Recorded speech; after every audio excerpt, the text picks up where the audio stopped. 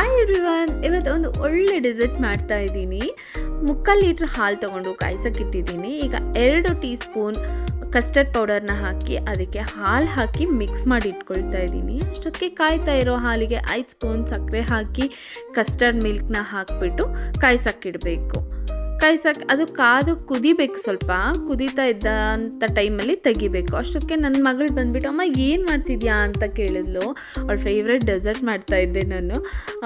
ಅಮ್ಮ ನನ್ನ favourite dessert ಮಾಡ್ತಿದ್ಯಾ, ನಾನು ಮಾಡ್ತೀನಿ ಅಂತ ಹೇಳಿ ಪದೇ ಪದೇ ಬರ್ತಾಯಿದ್ಲು. ಜೊತೆಗೆ ನಾನು ಏನು ಮಾಡ್ತೀನೋ ಅದ್ರ ಜೊತೆಗೆ ಅವಳು ಬಂದು ಕೈ ಹಾಕ್ತಾಯಿದ್ಲು.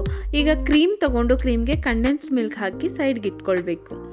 ನೋಡಿ ಅವಳು ಎಷ್ಟು ತರಲೆ ಮಾಡ್ತಾಳೆ ಅಂದರೆ, ಈಗ ಬ್ರೆಡ್ ತೊಗೊಂಡು ಎಷ್ಟು ಬೇಕೋ ಅಷ್ಟು ಬ್ರೆಡ್ ತೊಗೊಳ್ಬೇಕು. ಆ ಬ್ರೆಡ್ಗೆ ಸೈಡ್ಸ್ ಇರುತ್ತಲ್ವ, ಆ ಸೈಡ್ಸ್ನೆಲ್ಲ ಕಟ್ ಮಾಡಿ ನಾವು ಮಧ್ಯದ ಬ್ರೆಡ್ನ ಮಾತ್ರ ತೊಗೊಳ್ಬೇಕು. ನನಗೆ ಯಾವ ಶೇಪಲ್ಲಿ ಬೇಕೋ ಆ ಶೇಪಲ್ಲಿ ಬ್ರೆಡ್ನ ಕಟ್ ಮಾಡ್ಕೊಳ್ಬಹುದು. ಅವಳು ನಾನು ಕಟ್ ಮಾಡ್ತೀನಿ ಅಂತ ಹೇಳ್ತಾಳೆ. ಚಿಕ್ಕ ಮಕ್ಳ ಕೈಯಲ್ಲಿ ಚಾಕು ಕೊಡೋಕ್ಕೆ ಭಯ ಆಗುತ್ತೆ ಅಲ್ವಾ. ಸೊ ಈಗ ನಾನು ರೌಂಡ್ ಶೇಪ್ ಬೌಲ್ ತೊಗೊಂಡು ಅದಕ್ಕೆ ಫಸ್ಟ್ ಕಸ್ಟರ್ಡ್ ಮಿಲ್ಕ್ನ ಹಾಕಿ ಲೇಯರ್ ಬೈ ಲೇಯರ್ ಬ್ರೆಡ್ನ ಜೋಡಿಸ್ತಾ ಇದ್ದೀನಿ. ಅದರ ಮೇಲೆ ನಮಗೆ ಯಾವುದು ಇಷ್ಟ ಆಗುತ್ತೋ ಆ ಥರ ಡ್ರೈ ಫ್ರೂಟ್ಸ್ನ ನಾವು ಹಾಕ್ಕೊಳ್ಬೇಕು. ಹಾಕ್ಕೊಂಡು ಅರೇಂಜ್ ಮಾಡಿಕೊಂಡು ಇದನ್ನು ಹಾಗೆ ತಿನ್ನೋದಕ್ಕಿಂತ ಫ್ರಿಜ್ಜಲ್ಲಿ ಇಟ್ಕೊಂಡು ತಿಂದರೆ ತುಂಬಾ ಚೆನ್ನಾಗಿರುತ್ತೆ. ನೋಡಿ ಎಷ್ಟು ಚೆನ್ನಾಗಾಗಿದೆ ಅಲ್ವಾ. ಈಗ ಹೋಗಿ ಒಂದು 2-3 ಅವರ್ಸ್ ಫ್ರಿಜ್ಜಲ್ಲಿ ಇಟ್ಟಿದ್ದು ಆದಮೇಲೆ ಕೂಲ್ ಆಗಬೇಕು. ಕೂಲಿಂಗ್ ಆದಮೇಲೆ ನಾವು ತಿಂದರೆ ತುಂಬಾ ಟೇಸ್ಟ್ ಇರುತ್ತೆ. ನೋಡಿ ಎಷ್ಟು ಚೆನ್ನಾಗಿದೆ ಅಂತ.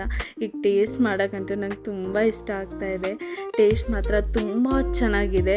ನನ್ನ ಮಗಳು ತಿಂದು ನೋಡಿದ್ಲು, ತುಂಬ ಇಷ್ಟಪಟ್ಟಳು. ಸೊ ಅವಳು ಶಾರ್ಟ್ ತೆಗಿಯೋಕ್ಕಾಗಲಿಲ್ಲ.